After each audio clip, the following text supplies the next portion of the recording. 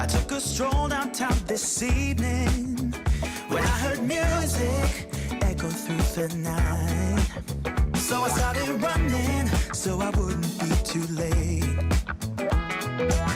the neon light, what the music could reveal through the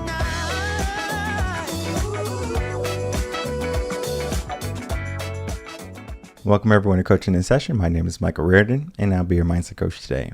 And today we're going to be talking about not only how to be successful, but to look good while doing it. If you're new to the channel, make sure to like, comment, and subscribe and do all those things that videos like. Let's get into it because I know many people are wondering, how can I get to success? How can I get to a better life? I know if you're listening to all these motivational people like Grant Cardone, he has a 10X rule. You have all these other wonderful people who will come on and talk about real estate and how you can be a millionaire and have all this passive income. Though they have all of this value, and I encourage people to go seek that value, but understand one thing. Just because it worked for them doesn't mean it's going to work for you. Why, right? Why are you saying that, Michael? I thought you're supposed to be helping me get to a better life and a better mindset. Well, I do. I do want you to get there. But I want you to understand why you do the things you do. Because you might hate real estate. Now, for me, when I was younger, I hated mowing the lawn. So I wouldn't have a landscaping company where I have to go out today and mow lawn. Now, I'm almost certain in my area, if I have a landscaping company, I can create a multi-million-dollar company. And most likely it will be sold in the matter of 2 to 3 years. Does that mean I should start a company just to get $2 to $3 million? Depends, right? How greedy am I? How much money do I want? How much money do I need? Now, if maybe circumstances where I needed $2 million very quickly, that's maybe the route I would take. I would suck it up and I would say, you know what? I'm just going to mow all these lawns and then eventually sell my company. Yeah, that could work. But at the same time, I'm not following my passion. I'm not following my gift. I want to educate people. I want to help people get into a better mindset. And I can't do it when I'm cutting the grass. I actually make more money not cutting the grass. So why would I cut the grass? Like I said, if I didn't have a coaching company and I was just sitting on the sofa, what would I do? If I had a 9 to 5, I was still a teacher, then it would make sense, right? But I wanted something different. And many people want something different for their life too. They just don't know how to get it. So then we get into the realm of, well, what do we do? How do we get it? Well, you have to plan for it. And then if you don't know how to plan, you're going to need to figure out someone who does. And today I'm bringing on a guest. His name is Dustin Riechmann, and he's going to be a marketing strategy coach. And he's basically going to strategize with you and in this interview on how to navigate through business and how to navigate towards success. Because you might be in a 9 to 5 right now and you might hate your job.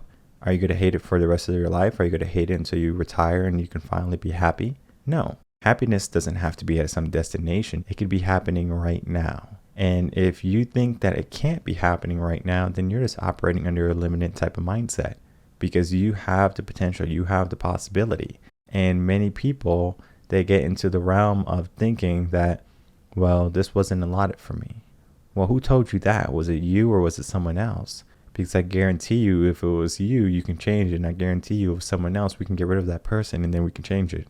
We don't need people who are going to deter us from our dreams and our passions and our gifts. So we need to get into the realm of becoming more astute and aware of what we do. And there's only one way to do that. We need to get the information. We need to get the knowledge, the wisdom. And once we start to do that, we can start to make executive level decisions for our life, for what's going to be best for us. And what's good for you might not be good for someone else. So you have to figure out what works for you and then find your magic, find your niche, and then going into it. So let's get into that interview with Dustin and myself and get a good understanding of what strategy is and how to implement in your life so you can come out on top.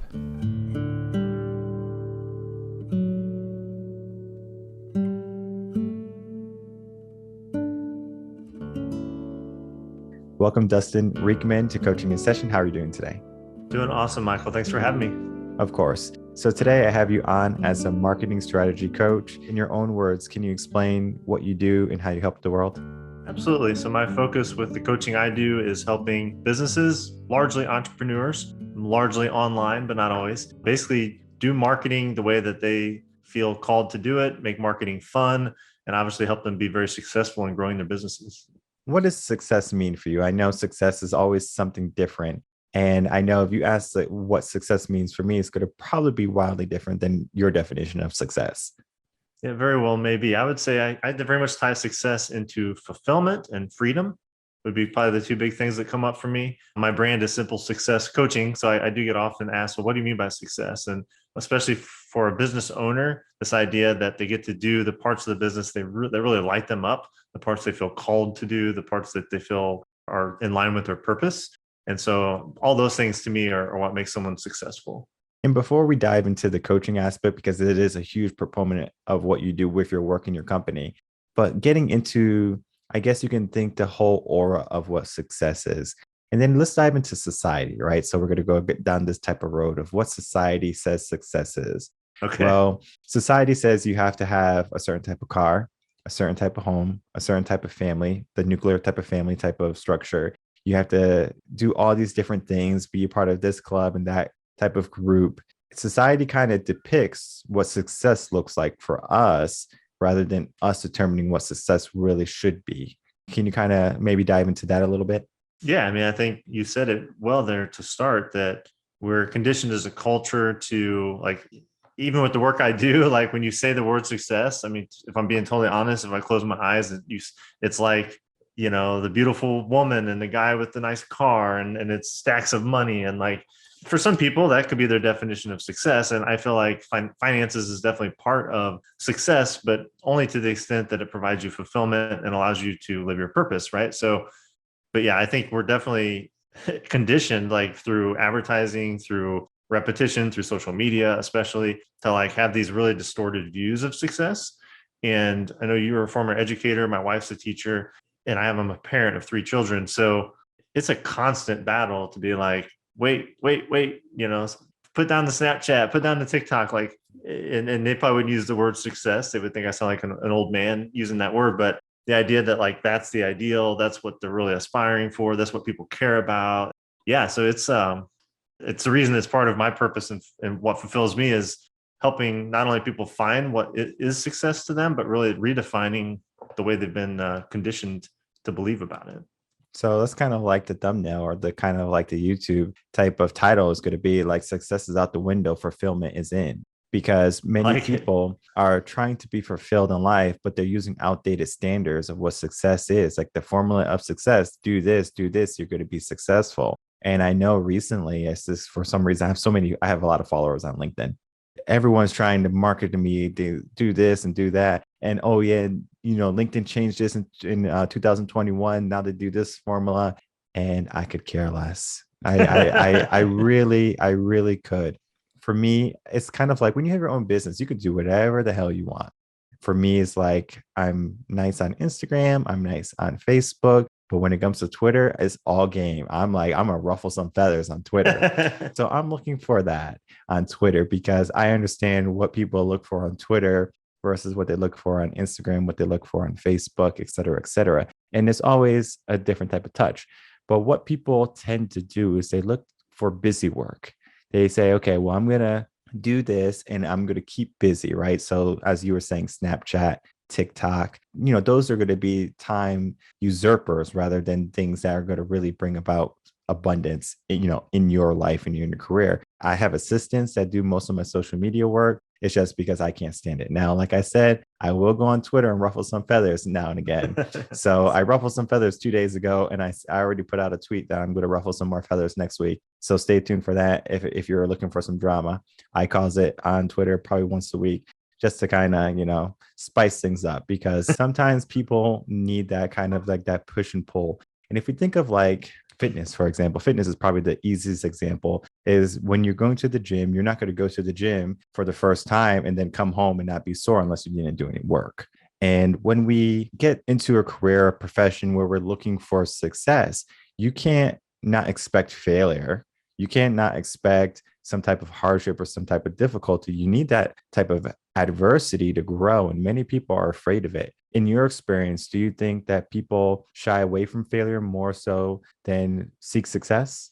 Absolutely. I mean, I feel like, I forget the statistics. There is one that gets quoted frequently. This idea that, let's call it 3x. We are motivated 3 times as much by avoiding pain as we are by achieving pleasure, right? Like you could tell me that you'll give me $5, and that the amount of emotion that gives me could be the same as saying I'm going to, take $1.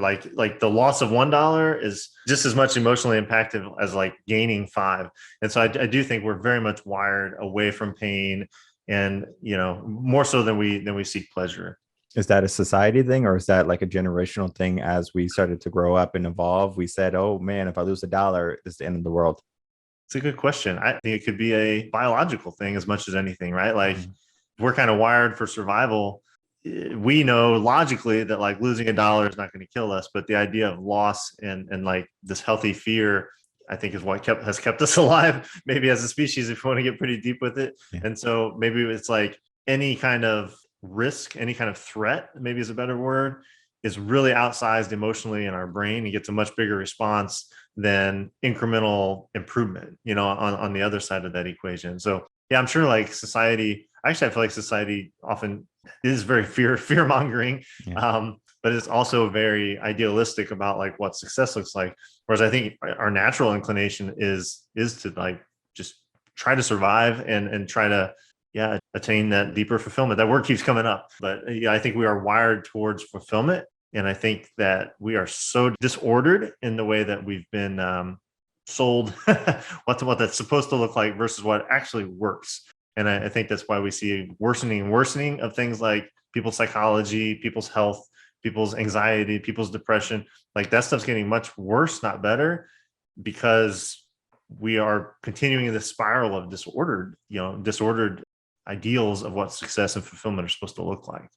And it takes a huge amount of courage to start a business, Yes. because you have to understand with business, it's a huge chance that you're not going to be there in 5 years. So it's what's like only like what's 5 or 10% of businesses after 5 years survive or something like that. Yeah. I was gonna say 10 or 20, but yeah, maybe I'm being Yeah. optimistic. I mean, I love that type of optimism where, we have more people succeed and grow.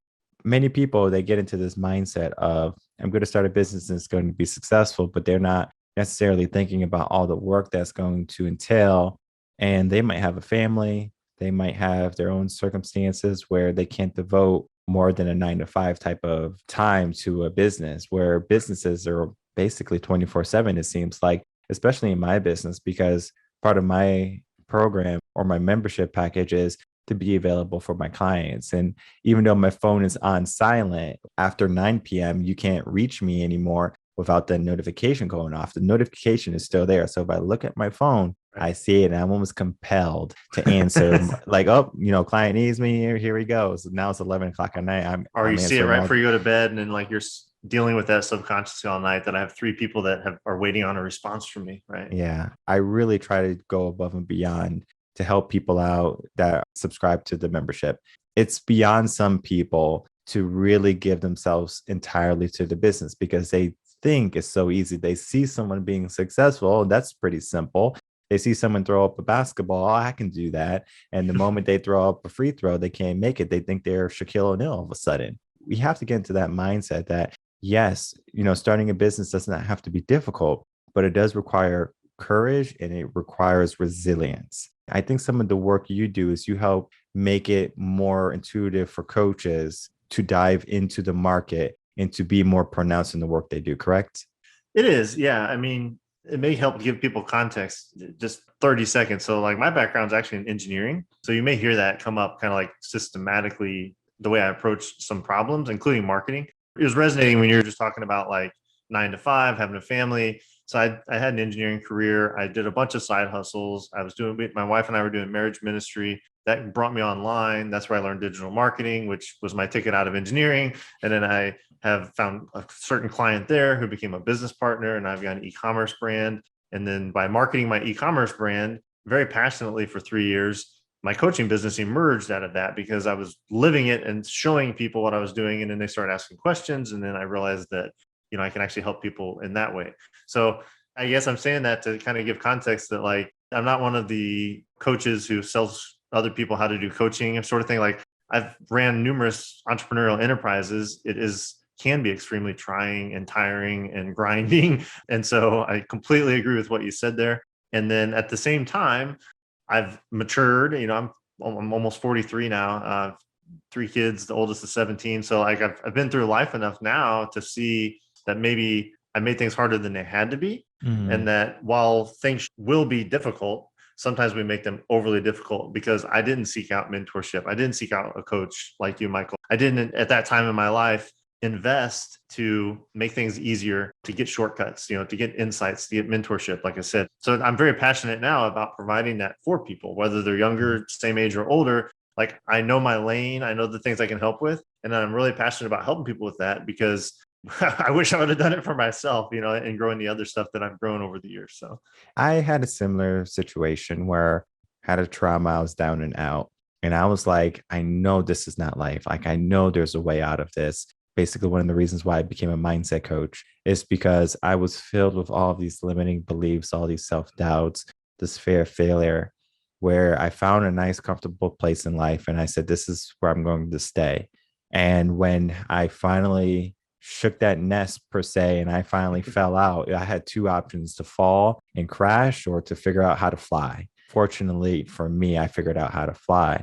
It was a lot of unnecessary trials and errors that could have been avoided if I got a coach immediately. yes. And I mean, since then, I've had many coaches, many mentors. But during that time, my coach, my mentor was the library. I went to the library for about 8 hours. I read all these personal development books trying to find the right answer. When I just had to find a coach that resonated with, then I would be able to speak with them. Today, I could tell, one of my mindset coaches or one of my business coaches, I can tell them what I'm thinking, where I'm having a hard time, and they could say, well, this is it, because we have a hard time seeing our blind spots. Oh, gosh, that's what's so funny. I mean, like most of what I do in coaching is strategic marketing, as you introduced me. So you think, well, then you must be really good at strategically marketing your own business. And I'm probably better than average, but I have huge faults there because I can't, it's like we live inside our own little jar up on a shelf, and I can see everyone else's faults and strengths, and I can help them and mold them and show them a path and all those things. But like I'm stuck inside my own jar. And it's so true though, like having a coach, being in the mastermind groups, being at events and peer things, like something where someone's looking at you and like observing what you're doing, like they can always offer. Yeah, it's like cobbler's kids have no shoes, right? Like I didn't have a website for my business till like 4 months ago. And I'm telling other people all about like what to do. I used to build websites, but part of it was a lack of necessity. I didn't really need it for what I was doing, but it's just comical sometimes because a lot of people I work with are coaches or they're like marketing agencies. And some of the worst marketers are marketing agencies.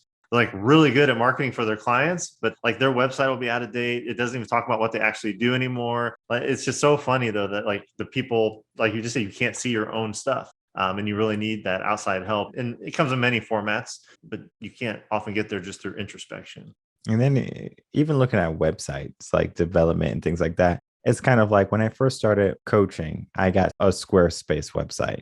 Yeah. Because I had someone saying, oh, yeah, I can develop your Squarespace website. It's the way to go. So I get it reluctantly. I didn't know anything about websites or anything. I get this Squarespace website. The guy, he never even designs it for me. Lo and behold, so I had to learn how to use Squarespace. So I learned how to use Squarespace, set it up, comes up pretty decently. Well, my coaching business grows. So now I have a podcast, I have all these things, and Squarespace is limited to a lot of things. So I was like, I have to change now. So I had to basically port over everything I did from Squarespace for the past 2 years to WordPress. That was a huge ordeal because I did it myself because I wanted to learn how to do it. So I learned WordPress, the ins and outs, and then made the whole website from WordPress. It took about 2 months. That's how long it took me to learn WordPress, port everything over, get everything good.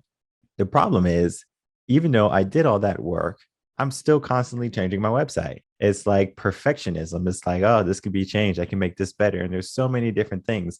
And if I talk to you on marketing strategy and I talk to someone else on marketing strategy, and even if you did 100% of things for me, there's someone else there, oh, it could be better. It can be better. It could be better, right? Because the mind collectively can come up with so many different wonderful ideas. I'm a huge fan of having multiple minds in a room, Yes. whether it be 5, 10, 20 people, like you're in a mastermind, you said.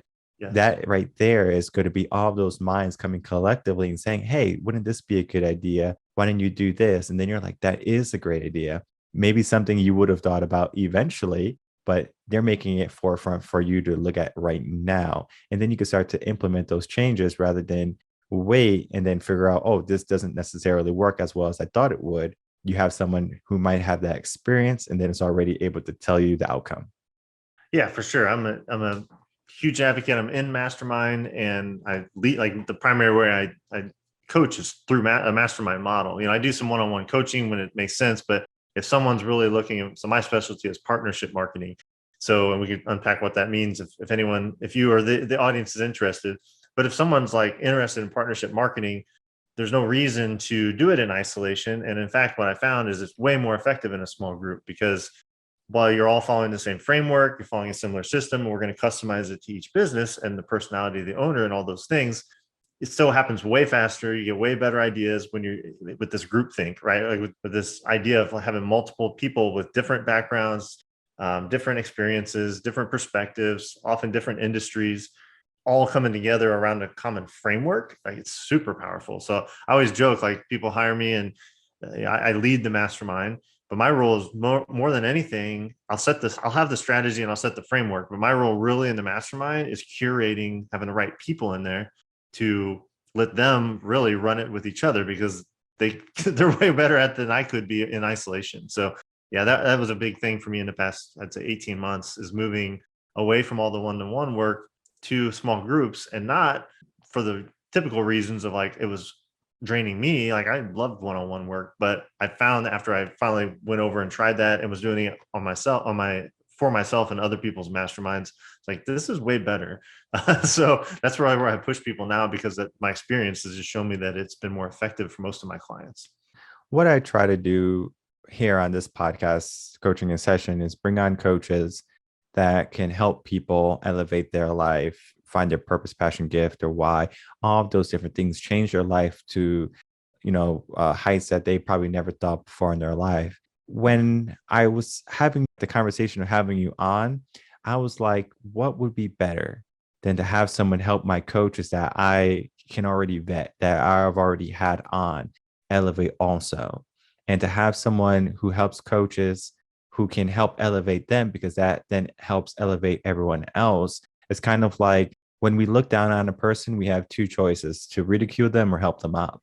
And I'm a huge believer in helping people up. I will give people the opportunity to take my hand or to shoot away. You don't need my hand, you don't need my assistance, but it is there if you want it. I think it's a huge deal to make it present for people to realize that, hey, I can have a better life. I just have to know how to get there. And, being in a part of a mastermind, being a strategic coach, as you are, you're able to, see different coaches, different areas, different, I guess you could say, niches. And Oh then you yeah. can say, all right, this is what has worked, but let's look at your personality too. And then kind of going a step beyond that. Yeah, absolutely. I mean, I think there's no way to earn this other than through a lot of experience. I'll just say experiences, good, bad, and ugly. But my special sauce, honestly, as a coach, is the breadth of things I've worked on in my career. So, being an engineering consultant, doing marketing for that in a very niche environment. I've taught at a university. I've had clients that are like local dentists, local real estate, restaurants. And then I have my own like digital product business, and I have my own e-commerce business, and I have my own coaching business. And then I've had clients in like pretty much every single industry. Like at my last mastermind had it literally had a chicken farmer in it. It had a Google ads expert. I'm thinking of like faces as they go by, like more of a spiritual coach, a health coach, a consultant who worked with basically executive level people on things like purpose and fulfillment and getting connected back to their purpose when they feel like they've lost the definition of success. Like, I could sit here and just talk about these dozens of people that have been through my life and I've helped. Well, what that ultimately ends up doing is offering a really unique perspective, because not many people have seen that many types of businesses and been involved in the inner workings of them, and Mhm. with a special focus on the marketing, right? So it's been really fun to be like, hey, you're selling, in my example, my e-commerce business is meat sticks, right? It's like craft better for you protein snacks. But we've done some really unique stuff there that I really learned by strategizing and helping a dentist Mm. on a local basis. But it was like things like referral marketing, partnership marketing, like a lot of the stuff. It has very different applications depending on the type of business, but it's the same mindset. It's the same framework. And that is kind of where I help a lot of coaches or even, other entrepreneurs, like think through win-win-win relationships. And that's really the core of what partnerships are. And then it can take all different forms. And we can go through examples of that as you'd like. But yeah, I do think that I used to resent that a lot because when I was young, I was very like ambitious and I was like, I wanted all the promotions at work. Everyone always like, you don't have enough experience. And I was like, that's stupid. Like, why? Screw that. Like, I don't need experience. I'm smart, and was not mature at all and didn't get it. But now being on maybe the other side of that, that coin, I can see the value of experience and how it's intangible to get, and you can do it the long way, the hard way, and there's value in that. But you can also shortcut it by having a good coach, by having a mentor, by having a mastermind group as a resource. You can get collective experience from other people. You don't have to do it all yourself. And I think that's been something that's really changed for me in the past 4 or 5 years. And that goes for everyone. That doesn't go for just coaches. You don't have to have a coaching company to seek your help. You can have your own business, or you can maybe be someone who considers yourself an upcoming entrepreneur, and you might not know the ins and outs of what you're about to do. So you're trying to figure out, well, where do you begin? Well, Dustin has been there. So, of course, if you want help from someone, look for someone who has already gone that path. And it's not saying that where they are is where you're going to end up, because you can end up wherever you want. You can go beyond that person. You don't have to even reach that level of that person, because you might realize, well, being an entrepreneur is not for me. There's some people who love 9 to 5 jobs. They're Right. like, I want nothing more than just my 9 to 5. I do my 9 to 5 job and I come home with my wife and I sit down and I watch Netflix and then I go to sleep and I do it again. At 65, I get to retire and I'm happy. That's my wife. So sometimes you have the same household where like that's her. And even while I was doing my 9 to 5 as an engineer, I never didn't have a side hustle. Like it was always inevitable I was going to be an entrepreneur. I didn't really understand it or even know it was an option growing up. I didn't know anyone who was an entrepreneur. It was completely foreign to me. But then once even as I was doing engineering, I was doing it some entrepreneurial things with it, I would say, in the way I was approaching it. But yeah, for sure. So you often hear that with relationships, though, that like you counterbalance each other, right? So she's very security driven, very structured, and 9 to 5, well, and then she can turn things off. Mhm. Yeah, it doesn't turn off for me, and she's learned to either tolerate that or appreciate it. I'm not sure. Yeah. I mean, maybe I can, well, probably not, because I used to be an educator and I left education. Multiple reasons why I left education, but I will tell you this is on my last days of education, I was going into school, not disliking my job because I love the kids. Like was working with them was kind of like a fresher breath air every single day.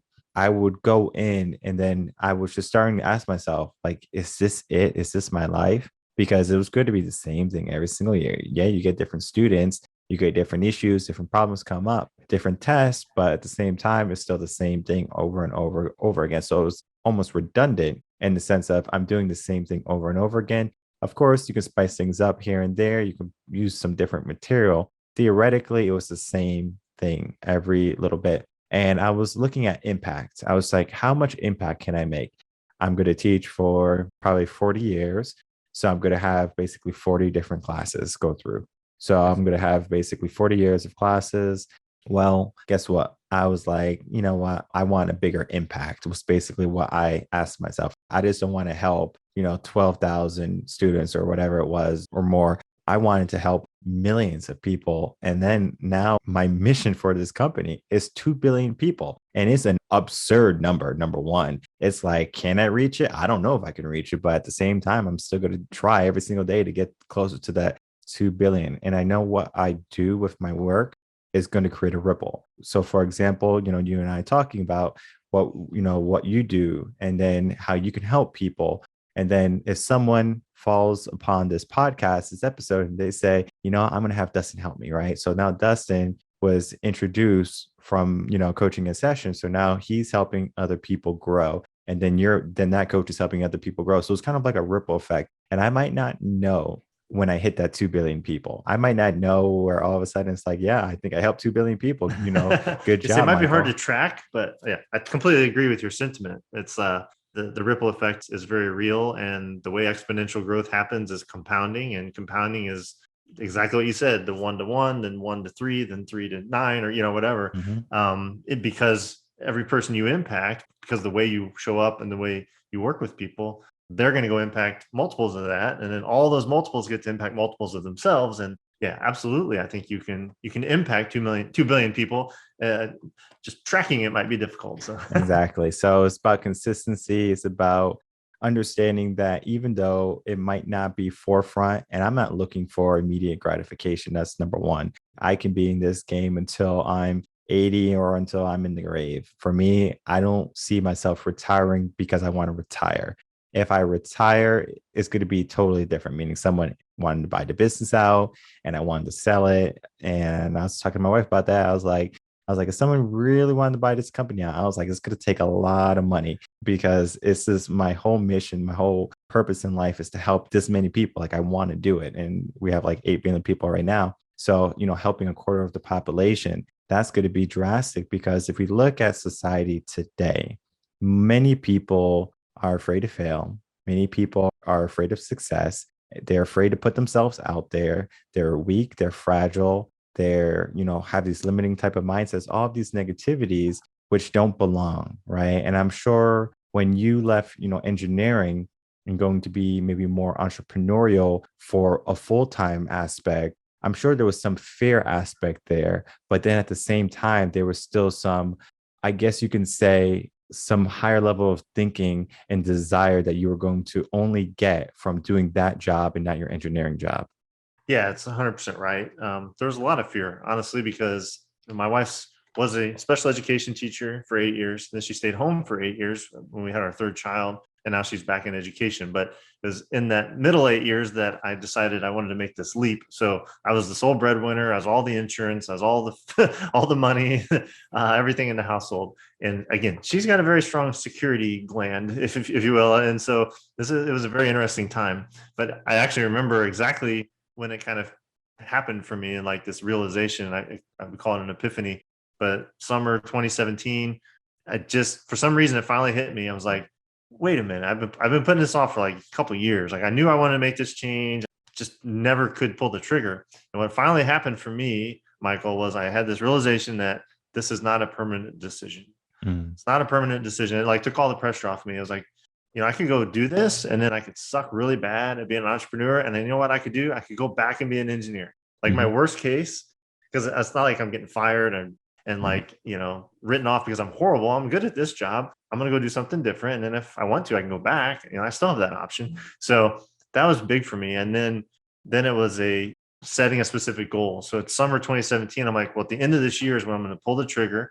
And to prepare for that, I'm going to work really hard and build up my marketing consulting work. And then I had a really frank and open conversation with my wife and my kids. Like, the next 6 months, like, I work a lot. I'm going to be working even more, but it's got an end date. And Mhm. it's for this reason. And it's because this is what I want to try in my life. This is what I want for you guys. Like, it was a very emotional time, a little emotional thinking about it, but like, then it happened, so I was able to get that runway, get the war chest, if you will, prepare Mhm. financially to be able to do this with some level of confidence. And then, of course, when I made the leap, like, number one, my engineering company said, we're happy for you. Actually, I got their website was one of the first ones I designed because they wanted to support me. They had me stay on at a very nice hourly rate to consult and help basically hire my replacement and train them. So I had a very smooth runway out of there. Like, within the first 4 months is when I met my now business partner for my e-commerce brand. Like, none of that stuff could have happened if I wouldn't have had that realization and made that choice. But it was much more than just making a choice. I think, to a point you made earlier, it was making like decisive action. See, I sought a mentor. I set like specific goals. I was very open to communication with all the people in my family circle. All that was necessary to make it successful. And so, in hindsight, it seems really silly that I was ever scared of it. And I coach people sometimes now, they go from like 9 to 5 to full-time entrepreneur. not only that mindset, but some of the practical things like insurance and, some of those things that I dealt with. But yeah, I don't remember the original question, but that's obviously a keystone moment in my life, was making that transition. And fortunately, I haven't had to look back at all. I think you and I have similar mindsets when it comes to planning. I'm a type of person who has like a plan A, plan B, plan C. Yeah. I remember just talking with some of these motivational speakers, right? And I guess I'm a motivational speaker in a sense, but it's not that I'm just going to give you motivation only. I'm going to give you so much more than that. And I remember someone saying that you have to burn your bridges. You can only have one plan A, Burn the and boats, you right? Yeah, got you burn said the that. boats, and then you will have success. There's two types of people who will see the boats burning and say, okay, I have to show up, and then people who see the boats burning are like, we just wasted a lot of wood. So me, I just see it as we wasted a lot of wood because I'm going to go get it as much as I want it. And so if I'm not in it, then how can I get in it, right? Because maybe I'm doing something I don't love. Well, let me pivot, right? Let me pivot to something I do love. And for me, I was fortunate to do things that I was passionate about, that I had some drive for. So when I was in education and I was leaving education to start coaching, I had a choice. I could have went back in education and do things, because before education, I was an accountant. So I was doing accounting, then I did education, and then I was like, I think I want to start my own business, but I need more capital. So I did accounting, and then after I did accounting again, I realized why I didn't like accounting. So then I started coaching, and then I was like, this is what I'm supposed to be doing.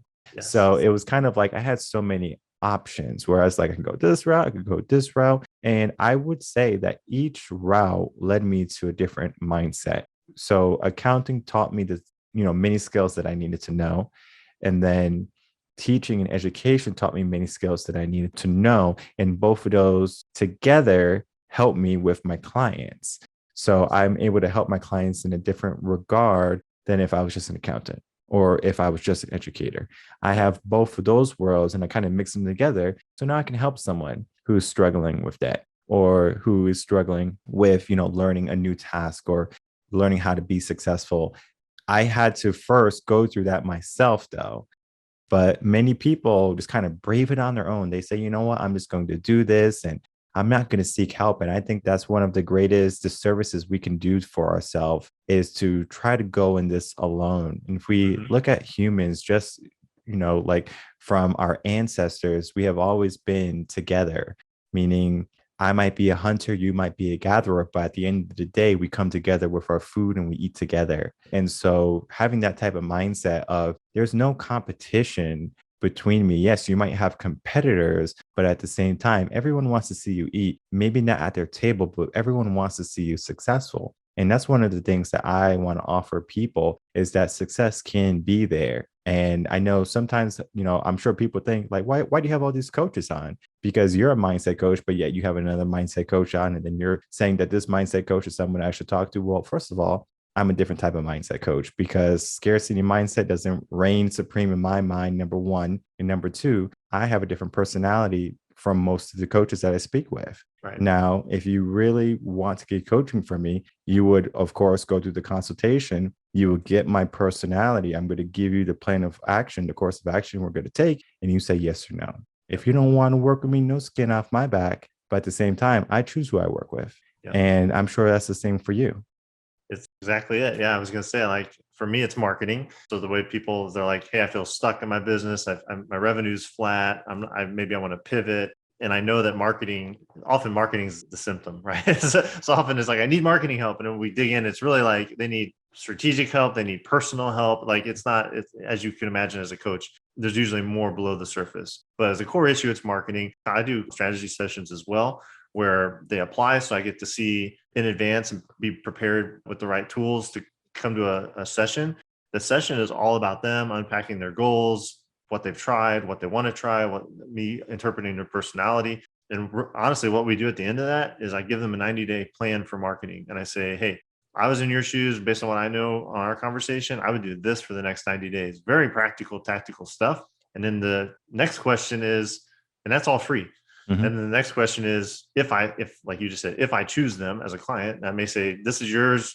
Nice knowing you. But if I find that I do think I could really help them and we would really jive in a coaching environment or in my mastermind environment, then I'll say, would you like my help with that? That's my whole sales pitch, right? I listen to them, give them a 90-day plan, and I say, would you like my help with that? And if they say yes, then we would figure out, cool, is that a one-on-one thing? Is that a mastermind?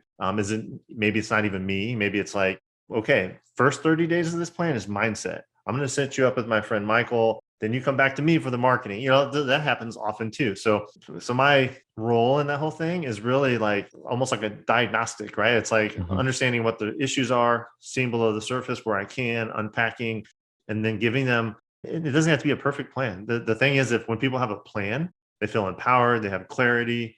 As long as it's in the general direction they need to go, like it's going to be a huge benefit to them, even if we refine it along the way, which we often do after you get in a little deeper and spend more time. But yeah, that's my process. It sounds pretty similar to what you do with your mindset coaching. And then just to break what you said down to the micro level is, think of, you're trying to make a cake, right? So you need sugar, you need flour, you need eggs, salt, and a pan, right? Now, what I want you to do is take all those ingredients and just put it in an oven. Are you going to get a cake? You're not going to get a cake, right? You have to mix it, right? So you're basically mixing everything. And then you have to figure out the levels, right? Oh, I put too much sugar. I put too much salt. I need some vanilla in there. I want some cinnamon. So we get to perfect what we have known already is to be a cake, which is all the ingredients, but we don't know how to put them together.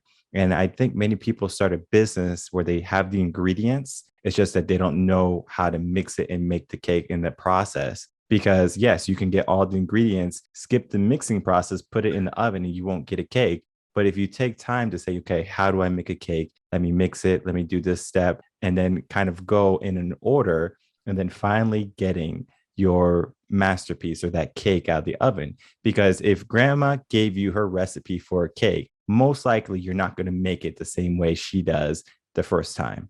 Now, if she teaches you, that cake is going to be coming out a lot closer to what she makes. When we have a coach, when we have a mentor or guide, they're going to be that process for you, saying, okay, let's unpack the flour. Let's put it in a bowl. Let's crack the eggs, right? Let's make sure there's no shells. It might seem like I'm being a kid to you right now, like really breaking it down to the level, but that is what a business is. Breaking it down to that level and then going through that process, because you might be really good at client interaction, but you might suck at marketing. And then you need someone to help teach you how to do it. Yeah. And I think that's a great analogy. And my mind was going to that process could be dialed in. What if we missed a key question, which was, do you want a cake or do you want cupcakes? And like, when do you want to eat this cake? Do I need it tonight or like in a month? Because maybe it's not time to put the recipe together yet, right? Or like, do you live in Denver or do you live in like somewhere in a low elevation? Because your conditions will vary how this recipe comes to fruition, So that's another thing. I think a coach and someone with some experience can kind of see some of the nuance that would be the immediate stumbling block of someone going on their own. So that plan, and this isn't to me to be a bait and switch at all. It's like, I give you the plan. Most people though will never actually get the 90-day plan completed on their own, because they'll get stuck somewhere. They'll get distracted. They'll go find another 90-day plan. They'll talk to another person with a different idea. So a big part of coaching, as you well know, is accountability. Like, oh, I have to check in with Michael tomorrow. I better get my stuff done. Oh, I have, or I'm stuck. Man, I thought I understood this in our session, but I'm not sure what to do. Well, if they can text you or get on Voxer or however you support your people, keep them moving forward, keep that momentum going, keep the excitement going, because everything sounds really exciting on day 1. And then by day 14, it's like, why did I ever start this process? I'm stupid. I can never do this. The self-doubt creeps in. And that's where the coach, comes in to raise them up and keep them moving. And I remember just when I was in college and I was learning how to play instruments. So whether it be piano, I know you have a guitar behind you. So I have guitars behind me. I'm never good at it, but it's there. Well, as long as you have it, you can improve on it. Yeah. So I would get like all these music books, music theory books, guitar books, piano books. And in the beginning, I would love it. I was like, yeah, this is easy. And then I finally get to like the more difficult, challenging pieces. I'm like, oh, maybe I'm not that great. So then I was doing everything by myself, self-taught in the beginning. But then I said, I need a teacher. I need an instructor. Only then did I elevate so crazy. It was like almost like a night and day type of thing where I was good, or I thought I was good. And then I finally get an instructor and they're like, oh yeah, do this. And then it's like, now I know. It was like my whole world unraveled for the better. It's kind of like, yeah, clear. I saw 2 of my kids play golf, and they play at the high school level. And they've all been basically taught by me, self-taught, taught by coaches, but not like have real instruction. So this, what you're saying is just like exactly happened to me like 2 weeks ago. So I took them to their first ever golf lesson. So my son's 17, my daughter's 15. They both play varsity golf. So I mean, they're decent golfers, but they never had a lesson in their life. So I'm with them because I drove them to the first session. And I'm just like hanging out in the driving range while this guy's giving them like basic instructions about like the grip and like, swing it like this and whip your wrist and like turn your wrist. And I'm like, really? Like I've never heard anyone explain it that way. So I'm over there doing my own thing with, I'm like whipping my wrist. And all of a sudden I'm like, I just hit a draw. Like first time in my entire life. Like if people know about golf, I slice one little thing from this guy. Cause for him, it's like he starts every beginner with the same lesson. And like, I've been playing since I was a teenager, always mediocre. And I'm like, if I went and got lessons, in a week, I could be like so much better than I've been my whole life because of the experience that this guy can impart. Yeah. So when you're talking about the guitar lessons, I'm like, well, this literally just happened to me like 2 weeks ago. One of the things I learned from my high school cooperating teacher was that we all have holes in our learning where we can be a master, but we can still learn from someone. It was music theory for me at that time, even though we will just learn, tempo, what notes were, quarter notes, half notes, whole notes, all those different type of notes, right? We will learn it. And even though it's basic knowledge, they're band members, they know how to play music already, but you still go over it because if they don't have that knowledge, then guess what happens when they finally need it? They don't even know what it is. So he makes sure every semester when he starts from the basic. Now he goes very quickly. Yeah. If he sees everyone's on board, but he starts from the basic. And when I was a swim instructor, I didn't care if you knew how to swim. I don't care if mom or dad said, yeah, they're on a swim team. They did kicks only when they got in the water with me. If their kicks weren't good, everything else was terrible. I made sure the kicks were good. Then we worked on the body. Then we worked on the arms. Then we worked on the breathing. It's so much more than just moving in the water. It's so much more than just swinging the club. It's so much more than just hitting the guitar strings and then you get some beautiful melody. There's so much more that has to be put in to that. And that's education and that's understanding of what you're doing. And I encourage anyone who is getting into something that might be new for them, who might not know things at a level that they want to elevate and they want to get to a higher level, seek out a coach. And I understand it could be an investment. I completely understand. But at the same time, you're investing in yourself. And many people will go off to college and spend $120,000 on a degree that they might never use in their life, but they won't spend a couple of $1,000s on coaching to elevate themselves, to change your whole circumstance. Because if you're having a hard time, if you feel stuck, if you don't know the next steps, or if you're not even taking action and you're not being accountable, most likely getting a coach is going to help you get past that. And I know the work that you do, Dustin, is really good at being impactful for people to help them get a good understanding of where they are and develop strategy and planning to help them elevate themselves, whether they be a coach, whether they be a person who is getting into the realm of, being an entrepreneur, or just someone who maybe is uncertain in their career and they're thinking about making a change. It's what I love to do. And I didn't, this is a realization just a few years ago. So, I've been running these businesses, I've been doing marketing and was doing it pretty effectively when someone finally asked me how I do it. And then I got in and learned how to be a better coach and how to really do it. You alluded to this earlier. I told my wife, like, we'll sell Fire Creek Snacks, the e-commerce company, at some time. I may not host masterminds when I'm 60. I don't know, but like I'll always be doing business and marketing coaching forever. Like I don't know what else I would do. And it may be on a voluntary basis. It may be for high school students. Like there's a lot of different applications as my seasons in life change, but I don't see myself ever not being a mentor and a coach to people because it's what I'm meant to do. Right. Mm-hmm. So I can't not do it. And I really enjoy it. So I appreciate you saying that. And like you, I hope I have my faculties about me when I'm 80 and I could be pouring a lot of wisdom into everyone younger than me. Yeah, of course. Dustin, if you can, please tell people where they can find you. Absolutely. So my business is simplesuccesscoaching.com. If you go there, if you do want to, I'd love to meet people from your audience. If they do want to have a chat, there is a button pretty prominent. It says strategy session. It's just what I described earlier. There's absolutely no obligation to do anything other than get to know me and what I offer and get you a 90-day plan for marketing for your business. I work with all industries, but coaches are near and dear to my heart, and that's a majority of the people I work with. So I would love the opportunity to strategize with anyone from your audience. They want to simplesuccesscoaching.com. And again, my name is Dustin. Email is dustin@simplesuccesscoaching.com. I'll put that together for people if they just want to reach out directly as well. Perfect. I will have all of that information in the description box below. Anyone listening and they want to reach out to you just to get a strategy session, I find that to be immensely impactful and powerful because you can really get a good understanding of what you need. And sometimes that's what we need to figure out what we're lacking, what we're missing, what's the next step so we can really begin our journey. And then when we hit that crossroad, when we hit that tough and challenging point, as you said earlier, that not everyone's going to make it to the 90 days. They might make it to day 14 and then they need help. And maybe that's when you say, you know what, I'm going to reach out to Dustin and I'm going to seek that help. Hey, Dustin, I made it to day 14. Now I'm stuck. Let's begin, right? Because I'm really wanting to get to day 90. I really want to see that end goal because that end goal is my dream, is my purpose, my passion. There's no reason why you can't get it. You know, seeking someone like Dustin to help you get it is going to be advantageous for you, to say the least.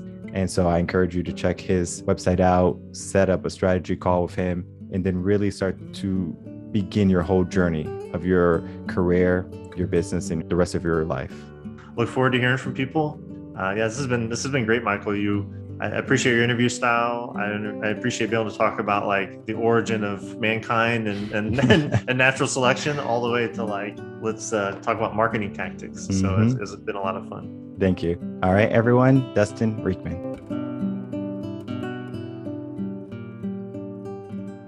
All right, everyone. I'd like to thank you for watching my interview with Dustin Riechmann and myself.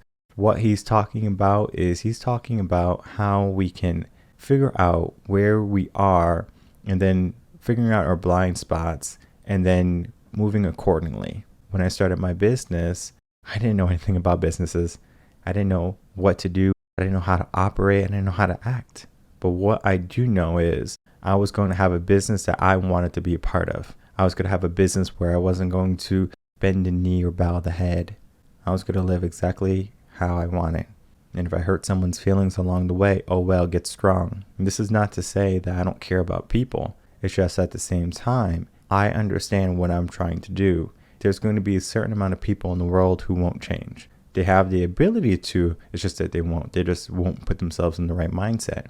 And so I'm helping a quarter of the populace of the world. So 75% of people are not going to like what I'm doing.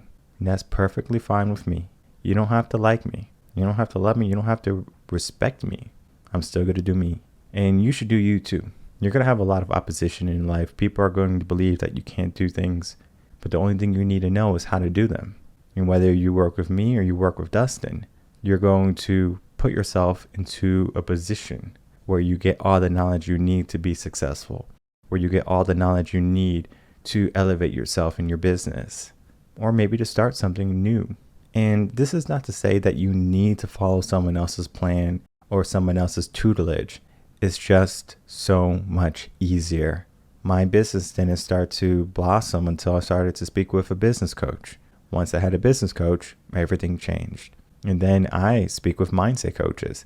I just love mindset so much. I want to make sure my mindset is 100% on point. And if it's not on point, where did I skew, right? Where did I stray? Where do I need to make adjustments? And sometimes in life, we have to make adjustments. And if you don't see the adjustments that have to be made, then you won't make them. So having a mentor, a guide, a coach is going to be there to kind of put your work orders right in front of you. The things that you need to improve on, the things that you should start to implement in your business. And when you start to do that, you're going to see your whole entire life start to change. And you just have to want that change. You have to welcome it. And you have to be daring to try and be more rather than just kind of operating under what you think is right. Because what you think is right might be right rather than what you think is the way you should be moving. Because sometimes you won't see the pitfalls lying in front of you. But if you have someone who had already walked that path, walk with them or ask them, how did they get there? Use their trial and error, their wisdom, their knowledge set to get to where they are. And then when that happens, You can choose. Do you stay with this person, or do you find someone else who's even further than this person? And you keep on going until you get to a point where you're the leading factor, where you're the leading and shining example. And you're going to do the same thing for someone else. If you want to reach where I'm at, you have to do the things that I've done. And just because it's been done a certain way doesn't mean it's going to work for everyone. So working with someone is going to be a key component in success. So you just have to figure out who are the people you need to work with, who are going to be the people you resonate with, and then of course, going after your dreams. Because there's no reason why you can't have success in your life. There's no reason why you can't start something and make it big. You just have to know how to do it, and you have to make sure it's in line with what you were always meant to do. Because sometimes people get into a business, like me in landscaping, if I wanted to get into it, and even though I can have all this success, it would only be a fraction of what I'm able to attain in my coaching business. Because guess what? My passion is not there. And if you're passionate about something, why not let it out? Why not go after it with everything you have? And stop giving the minimum and start to give the maximum. Because that's where you're going to receive the maximum yield of your work and your effort. My name is Michael Rearden. I'm a mindset coach. If you have any questions, you can email me coachingasession@gmail.com. And I will see everyone on the next episode of Coaching a Session. Until then, everyone, take care.